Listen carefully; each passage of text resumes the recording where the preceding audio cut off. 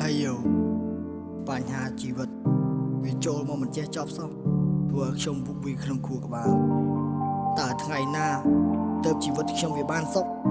តើវាចប់ដោយរបៀបណារឿងជីវិតខ្ញុំនេះមិនចេះចប់តែមានបញ្ហាចូលមិនឈប់ទាំងចាស់ទាំងថ្មីមិនចេះចប់ជីវិតខ្ញុំមួយនេះវាមានបញ្ហាមិនចេះចប់ទាំងចាស់ទាំងថ្មីវាចូលអុកឡុកក្នុងជីវិតវាធ្វើឲ្យខ្ញុំវាធ្វើឲ្យខ្ញុំនេះវល់មុខនៅមិនស្រួលដេកមិនលុបវាចង់ចាំនៅក្នុងចិត្តរឿងជីវិតខ្ញុំនេះមិនចេះចប់តែមានបញ្ហាចូលមិនឈប់ទាំងចាស់ទាំងថ្មីមិនចេះចប់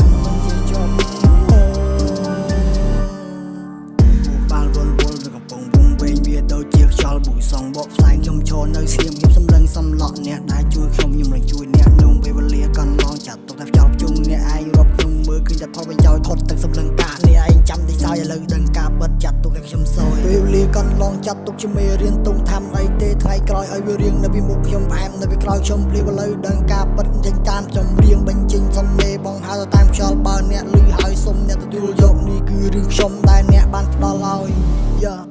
រឿងជីវិតខ្ញុំនេះមិនចេះចប់តែមានបញ្ហាចូលមិនឈប់ទាំងចាស់ទាំងថ្មីមិនចេះចប់